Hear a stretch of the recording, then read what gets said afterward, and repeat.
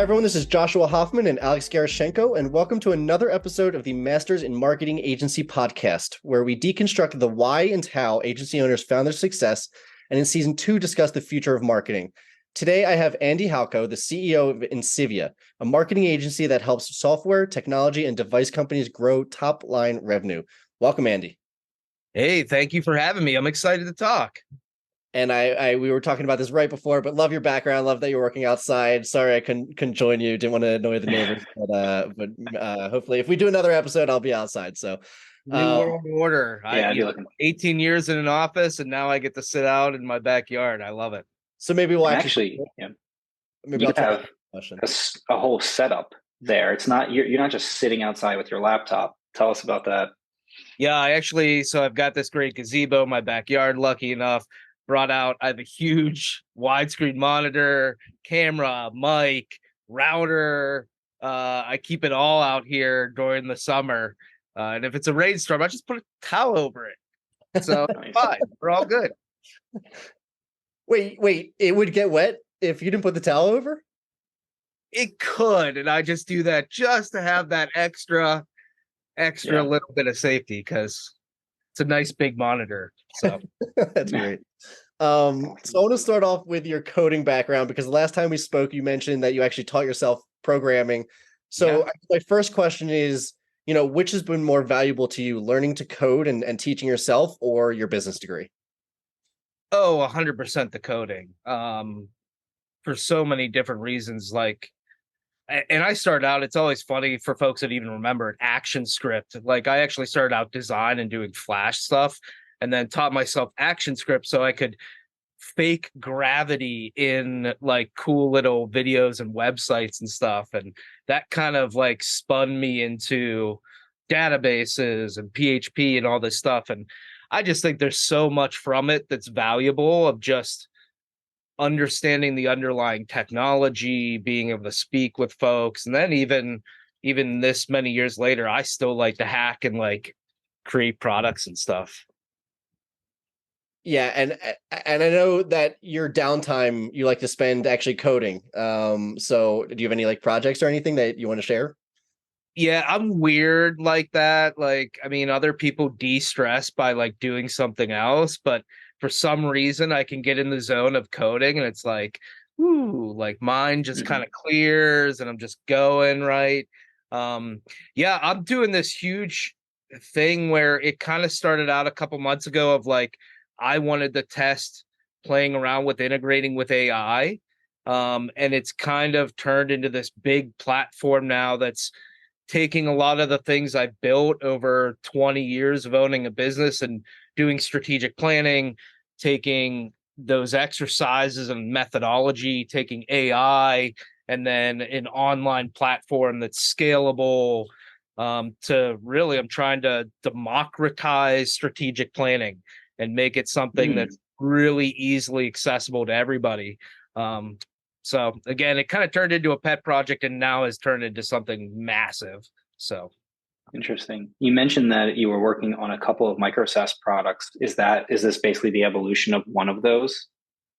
It's the evolution of all of them coming together. And that's really what it started out as, is like micro products. And then within, even since the last time that we talked, it's funny, they were much more siloed. And even in that short period of time, they've become super integrated to a point, that they just became so much more powerful. So is there this like moment where you're working on them in silos and something clicked? Yeah, I mean, that's really what it was is, I was creating these simple tools to solve a problem, right? Like I want to do X. Like one of them's a AI persona tool. And it basically, you put in your titles and your industries, and it goes out to AI and pulls in pains and motivations and buying factors and trends and all this information that, your target audience is interested in. And then I was doing another tool that was just having an interface where it would help you kind of build a brand voice, where it would go out to AI. You could select some factors through an exercise, and then it would help write messaging and describe how you would create your brand voice. And so multiple of these little tools, it was like, okay, how can I combine that? So now I'm going to take the information from the personas that I gathered and have it influence the AI for the brand voice creation.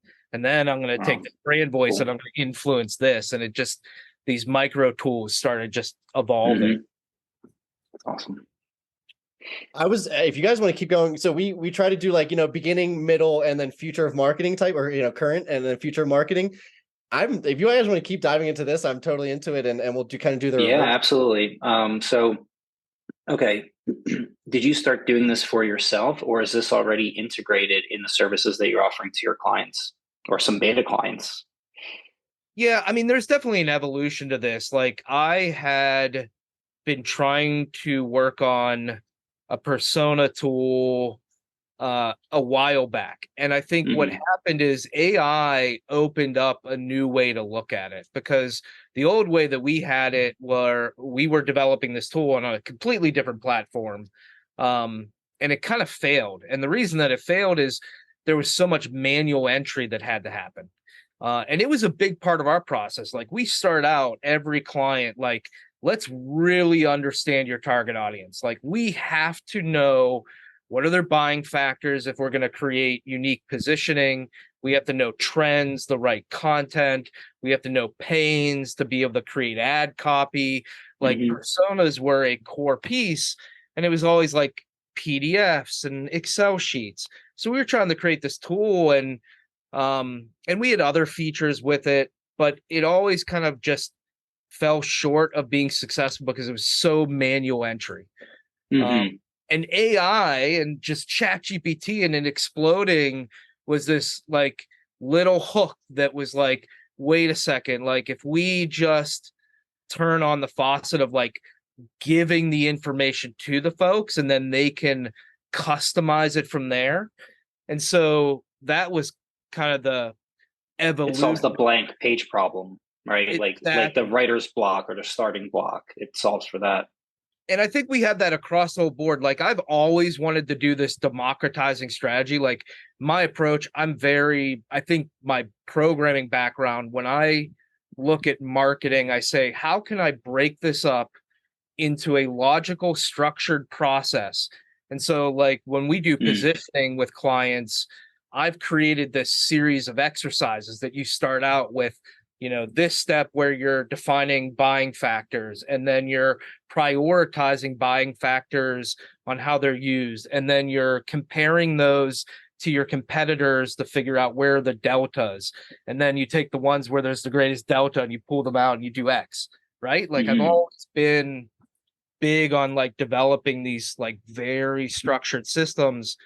And I think AI is now giving me the ability to do what I've always envisioned, which is make this stuff scalable, but in a way that like it's not a user having to do everything and like just the blank page problem, to your point. And so I've always had this vision of like, I believe strategic planning can be scalable, can be democratized, can be easy for folks.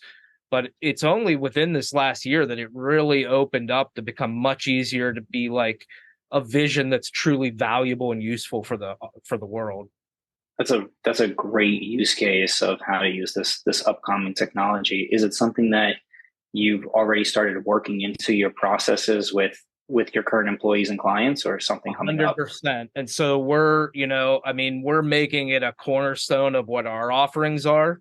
That part of working with us is that you really get the power of this platform that now has really cool stuff in it, like playbooks that are integrated with AI, personas, competitor analysis tools. Like, it's become a pretty built out platform at this point. But it's all about that high level strategy, because I think there's a million tools out there that execute. You can find 100 tools to send emails, to schedule social posts. There's not much out there to help you be a better strategic thinker and planner, to figure out, who am I? Why is that important? What should I be doing? And how do I make sure that it's successful when I actually do want to execute it? And I think that's missing in the marketplace. And I think this mixture of the methodologies and structures that I've created over 20 years and AI create this unique point that I can really build something that truly is that vision of democratizing strategy. Interesting. Yeah, I think once a lot of marketers can figure out placement, but asking the clients the right questions and getting the information that you need in order to have all the details, I think is really challenging, because you're you're going to an industry, which for a lot of marketers, you're going to an industry that you may know nothing about, and you're relying on your client to be the subject matter expert. How do you extract all of that to then be able to put on your marketing hat and be like, okay, you're going to be better positioned here, and here's why. This tool that you created hits that point and makes it a lot easier. Well, and the other big thing that I've realized in building it is removing bias. I've always talked about like bias, and you go into a company and you talk to their salesperson that's been there 15 years, and they're going to tell you, this is how our clients think, and this is this. Well, your sample size is only the people you've talked to. AI ignores that. We come in and do personas, and we gather information from AI, and it's using a wide range of different sources and data. And all of a sudden you take it from, the sales guy that comes in and says, I know our customers better than anybody else in the world, and here's what they think, and here's what you should do an ad about. And we know we're all sitting there going, oh yeah, okay, whatever, right? AI brings in an ability to take that information, put it in, but then be really unbiased about it, which I think is super important. That's great. So it's interesting because your relaxation time and your ability to kind of just code and riff seems like continuously adding to the business, initially with the processes and systems that you're setting up. So for let's say the newer marketers that are, or like, let's say newer business owners that are listening and starting marketing agencies now, tell us about the journey of how it's gone from, you initially loving to code, and then what was the journey like for you? I think it's a blessing and a curse in some ways. I'm fortunate enough to have a unique set of skills. Like I can code, fortunately I know about a lot of different marketing. I've done strategy and worked with clients on like really high level, like, what are the objectives of the business and core values and positioning. And so unique kind of, mix of things here. Right. But I think the curse is, and I always call myself shiny key syndrome person, like that thing, like shiny keys going on, and it's like, I'm going this way and that way. And so I think for the years that I've been in the business, it's always been trying to like pull that back a little bit, because I know it's hard. You own an agency, and yes, things change and you need to be evolving, but you also need to find a working system and get into it and like run it. And that's where I kind of fall down, is I'm great at the big ideas. I'm great at the initial, like, build an MVP. I'm great at, that type of stuff. But then when it comes down to the meat of it, of like execution and, really planning things out, I know I'm weak. Right.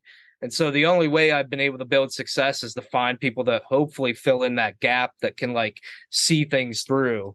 But it's still challenging, because my shiny key syndrome distracts my team as well, as I kind of move from idea to idea. What was your first hire? Not instead of like a who, but what was the position? Actually, I think the first hire that I had was a programmer. And more because I was trying to move out of being execution into being the person going out there and finding business. I don't know if anybody has read E-Myth.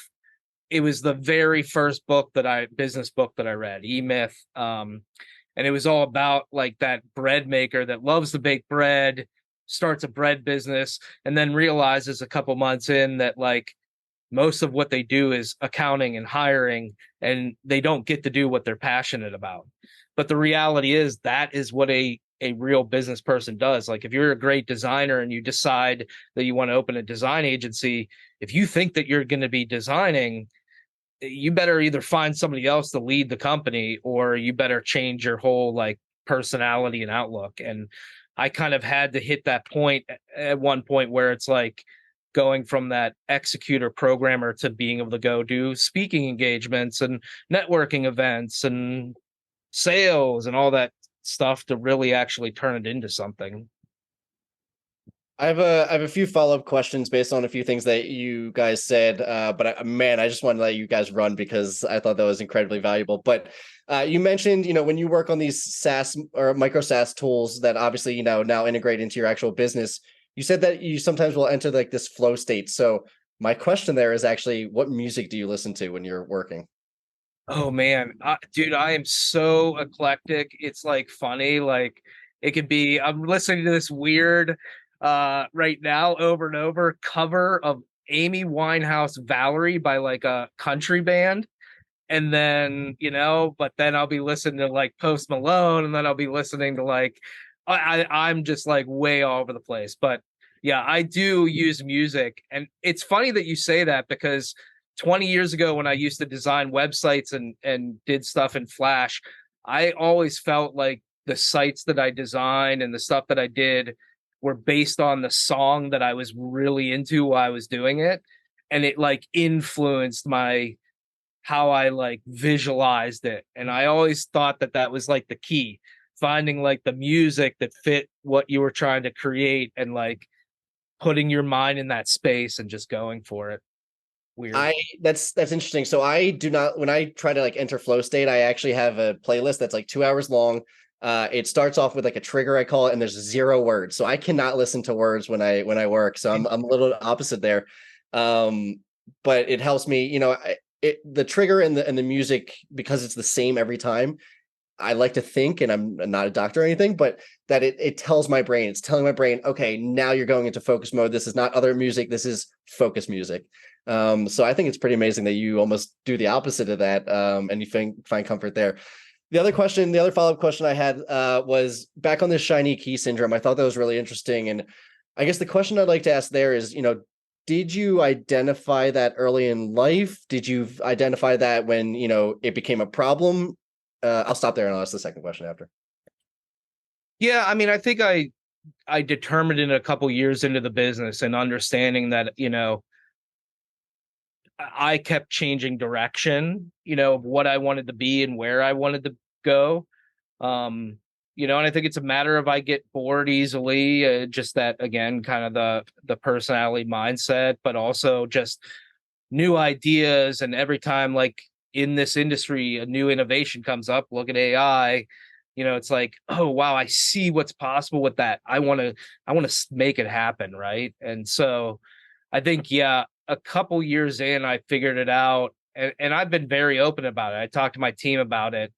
I've thought about like, how do I have to hire to potentially like reduce that? Because I think it is a blessing, because it's led me in some really interesting, great directions. And I don't think I'd be where I am without it. And I don't think I'd have, but I also think that it's caused misfires and, issues in the business with even employees that get a little bit overwhelmed by the what's today look like, right? So again, I think it's an interesting blessing and curse.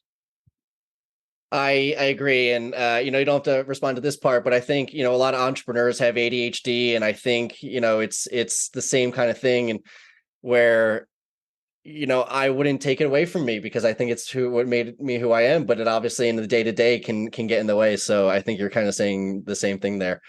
100%. Have you hired anyone to help with that or balance that or anything? Yeah, I mean, I think I have over the years, and I've tried to hire different folks. I have one guy that's been with me for a very long time, Matt. And I think he pulls me back a little bit, right? I don't know if you know entrepreneurial operating system, EOS, but they talk about you've got the visionary, and you need to get an integrator, and the integrators, what really makes things, they're the filter between the visionary and the team. And so they're going to stop things that shouldn't make it through. They're going to create plans around big ideas and execute on them. Matt's not quite my integrator yet, but I know at some point I really need to find that person. But they're definitely also a unique personality and a unique type of person if you want to get the right integrator.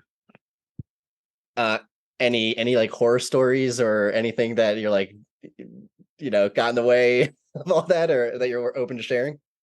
From finding an integrator? From you needing an integrator and maybe not having one. Oh yeah. Well, I mean, transparently, there is a laundry list of dead body product ideas and products from my years.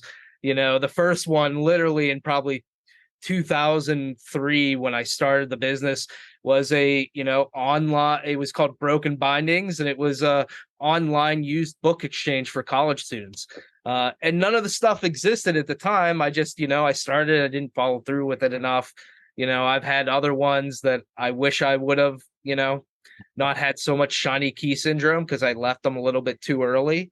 And I'm trying to fix that as I get older and wiser of, slowing that down, making sure I stay on ideas, putting the resources behind it. I mean, there's definitely a lot to talk about there for sure. Yeah, no, I hear you.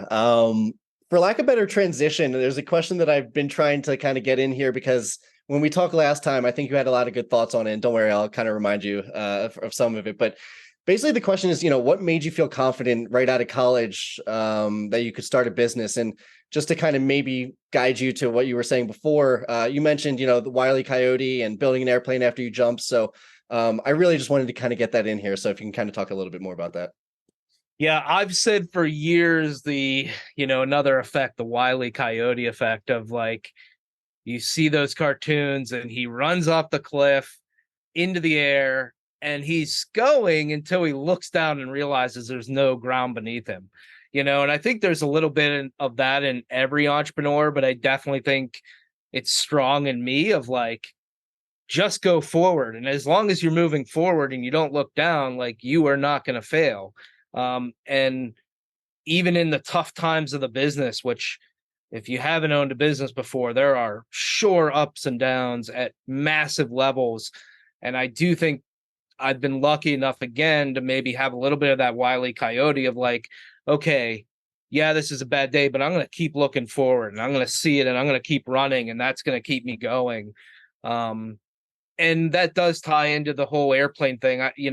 That's a little bit of even that shiny key syndrome. All this stuff really fits together, but there are some people in life that they want to make sure that the airplane's built and tested and safe before they fly in it. And there are some people in life that they're willing to jump off the cliff and figure out how to build it on the way down. And I am definitely the jump and build person, for sure. Perfect. I just, again, I know you mentioned that last time we spoke, but I just wanted to get that into the recording because I think it was really important. A few questions I ask at the end. If you had to teach something to other marketers, what would it be?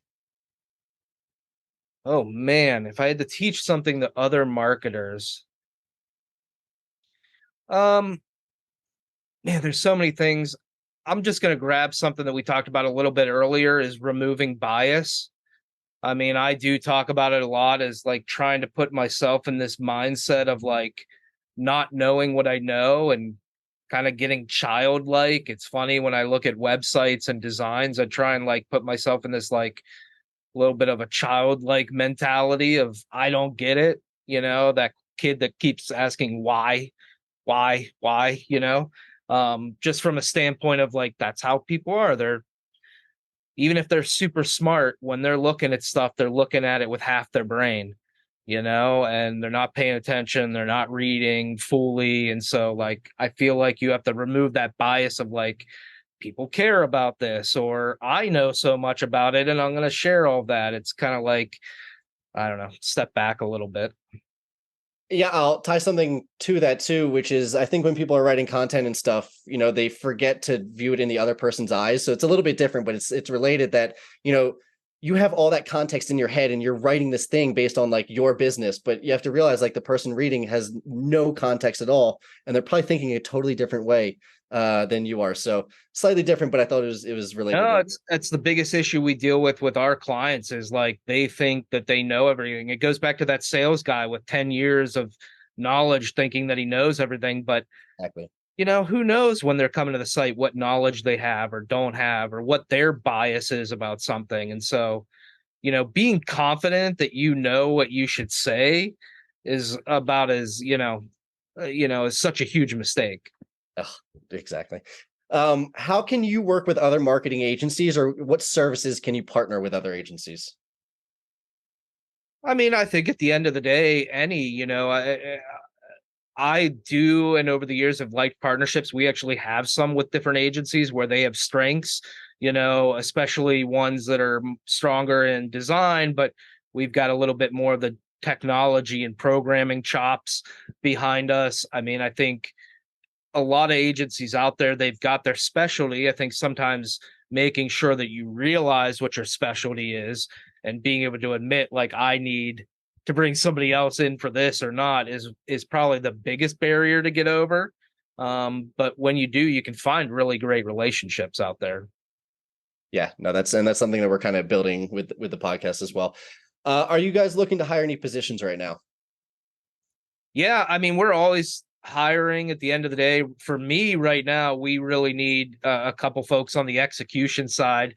It's funny, as I've done the business, finding that person that like kind of loves to execute every day and not move into strategy, but like has gotten really good at whether it's paid advertising or email, but always looking for good folks that like have that level of expertise and are willing to get their hands dirty every day.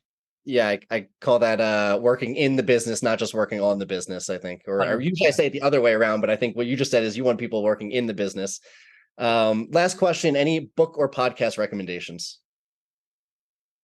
I mean, I love my behavioral psychology podcasts and stuff like that. I'm a huge behavioral psychology person. So you're 99% Invisible, things into Radio Lab, all of those different ones in there. I mean, I think understanding behavior, understanding psychology of people is the foundation of everything. Marketing, sales, negotiation, it doesn't matter. And so understanding humans is extremely important. I like that ancillary answer to marketing. That's good. And as we come up to the end of the episode, I just want to give you an opportunity to mention how people can find you and anything else you'd like to end with. Yeah, I mean, they can find me at insivia.com, insivia.com, and our new product, frictionless.insivia.com, is free. People can sign up and just use it without paying. I mean, there's a lot of cool features in there. And then obviously find me on LinkedIn and connect, Andy Halko. So perfect. Thank you so much for coming on the show. And for those of you who have learned something new from this episode, please consider giving us a like or a follow so we can continue getting the highest quality of guests. And as always, thank you for listening. Andy, I knew I would love this episode, and I did. I thought it was great, and we hit so many topics. Thank you. So thank you. Yeah, thank you for having me. I appreciate it. Thanks for listening to the Masters in Marketing Agency podcast. I hope you got a ton of value out of this episode. And before we go, I just want to thank our sponsors, DevNoodle. DevNoodle provides marketing agencies with the ability to offer their clients unlimited website design, build, and management services with fixed monthly plans. If website design, development, and maintenance is holding your agency back from growing, please reach out to us at devnoodle.com, where we make websites easy for you and easy for your clients. devnoodle.com.